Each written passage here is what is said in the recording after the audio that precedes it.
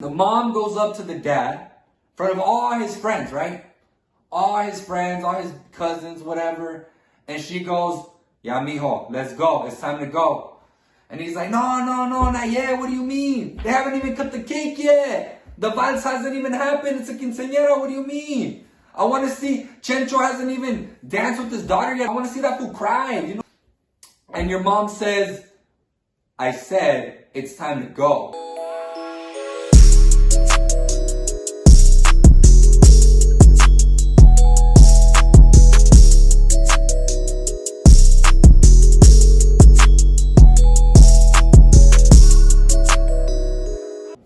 Alright guys, thank you guys for coming back. So today we're going to go ahead and look at the story of Japan. We're going to continue with Japan here. So let's go ahead and start off with how Japan created their political structure and their government and the way things ran in Japan. So kind of start off here with the story of basically how the emperors came to lose some of their power. Okay, so we basically have a power vacuum. There was a civil war between a family, basically leads to a power vacuum, right? This dividing the family, and in that come two other families, and in that leads to a war, a civil war, and basically one of the families kicks out the other clan. That clan member, one of the boys, gets trained by this other clan. They come back. This Minamoto clan comes back.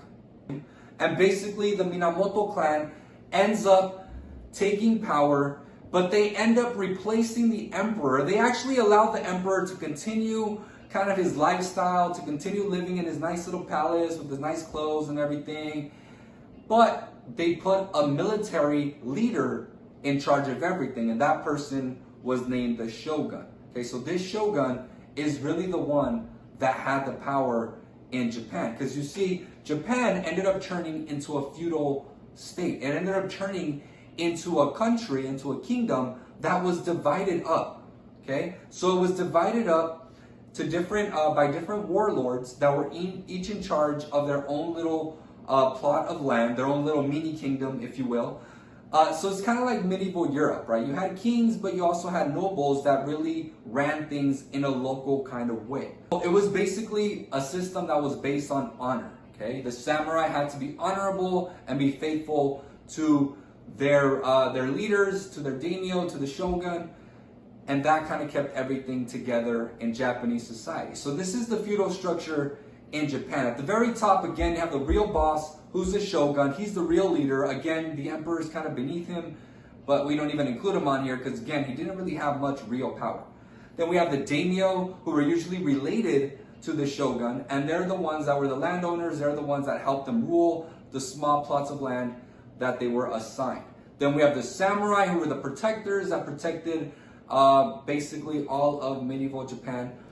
And then at the bottom we have peasants. So the peasants were the workers. Now, it's a little different than medieval Europe, because in medieval Europe, every peasant was pretty much the same. Now here in Japan, there were some differences, okay? So at the very bottom, you had the people that didn't really make stuff. You had people like merchants that just kind of traded goods and services, but again, didn't really create stuff. Then you had farmers. The farmers, they were above these merchants, even though they were still peasants, because they actually produced stuff, okay? They actually produced something very important, which is food. And in Japan, food was hard to come by, because remember, there wasn't a lot of land, and therefore farmers were seen as pretty important to medieval Japanese society, actually. Okay? Again, different than the other peasants that simply traded stuff and were basically merchants, okay? So again, the shogun is the one that really had the power. So the shogun and the emperor, their relationship was kind of like that of a mom and dad, okay? So the emperor basically kept his big, beautiful palace. He kept his nice clothes, kept a nice big throne. But he was more like a puppet, really. He didn't really have power. See, the shogun is the one that really ran the show. He was the one that really had the power. Okay? It's kind of like, again, like a mom and a dad. I bet if you ask your parents, who's the boss, I bet most of them would admit that it's the dad. Or at least they would say it's the dad. But let me show you guys why that's not really the case. Why your dad is just like the emperor that kind of believes like he has power, but in reality, he is not the boss. He does not have that power. So imagine this, okay? Imagine a Mexican party.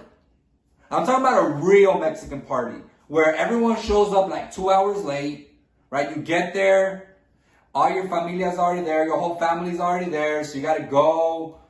You gotta say hi to every single one of them, right? You can't just do this. You can't just go, so, right? You can't do that with your whole family, right? You got like 100 primos and like 20 tias. You can't be like, what's up, right? So you gotta go, and your tia always wants to give you that hug and that awkward kiss, right? And the cheek and whatnot, right? A real Mexican party where you got the chiquillos running around, right? The little kids with buggers all over their face, right? The piñata's happening, and you gotta have your tios go on top of the roof, right? To do the piñata and whatnot, right? Where it's always kind of separated, right? Between the moms and the dads, right? The moms are usually sitting at the tables, feeding the kids and whatnot. They always serve pozole, like super hot pozole, even though it's like 100 degrees outside. And the moms are usually all right there together, sitting down, talking smack about the tia that no one likes.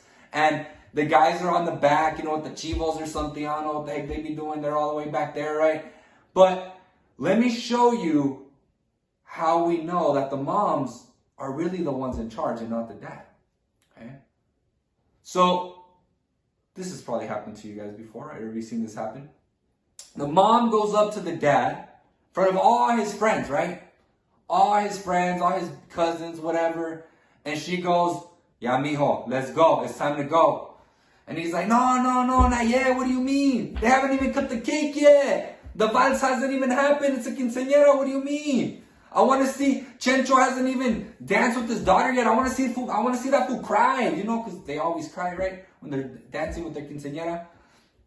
And your mom says, "I said it's time to go." And she makes that crazy face, right? Gives him that crazy look. What do the dads do?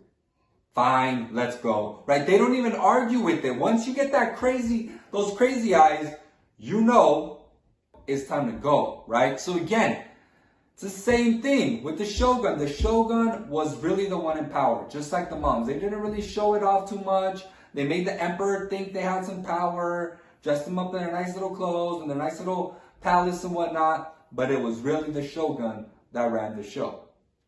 Emperor's just kind of a puppet. Okay, so then we have a Mongol invasion. Okay, if you guys remember, the Mongols conquered China, and they set their sights on Japan. So they made a bunch of boats, which took a very long time, which was very difficult to make. They plan out this attack.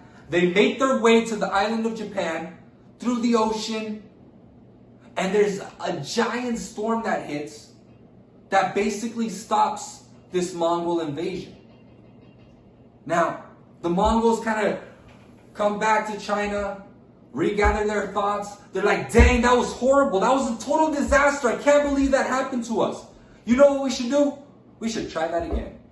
And there they go again, making a bunch of boats, spending a bunch of money, getting organized. They make their way to Japan again. And won't you know it, again, a giant storm hits, huge disaster again. And Japan was basically saved for a second time.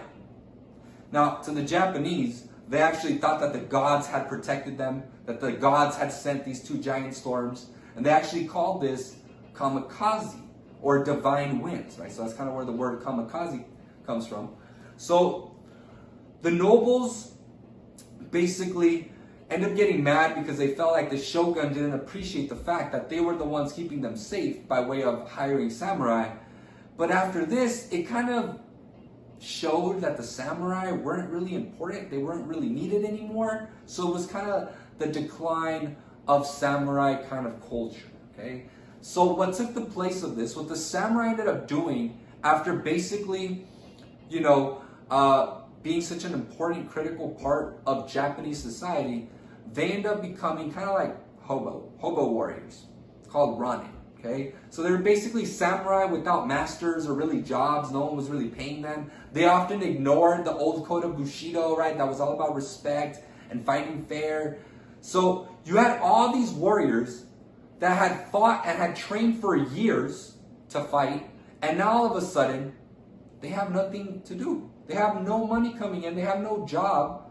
So what do they end up doing? Well, what they were trained to do, they end up fighting anyways, right? Because that's in their nature. It's kind of like those people that catch wild animals. I don't know, they catch wild tigers and whatnot. And they're like, oh my God, I can't believe that tiger chopped off or bit off Johnny's arm. It's like, what'd you think was going to happen, fool? He's a tiger. It's in his blood. So yeah, the same thing with the samurai, okay? After being trained to fight for so long and then living that lifestyle, they're going to continue to do what they do, which is fight.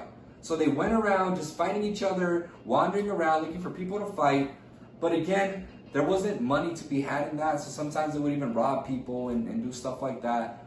But it was kind of depressing for them, okay? So they provided some honor, but not really much, right? So they kind of lost their position. That was a really good one in society. So it's kind of what happens to all those cabezones, you know, that in high school, middle school, they thought they were all cool, right? They were the captain of the football team, maybe. All the girls liked them and all this kind of stuff, but they didn't really care about school too much, right? They had bad grades all the time. And now, though, now that they're out of high school, their life kind of sucks. Now they have a bad job. No one really cares about them anymore. That's kind of how the samurai felt. After having such an important place in society, now they don't. Now they don't really add value to Japanese medieval society.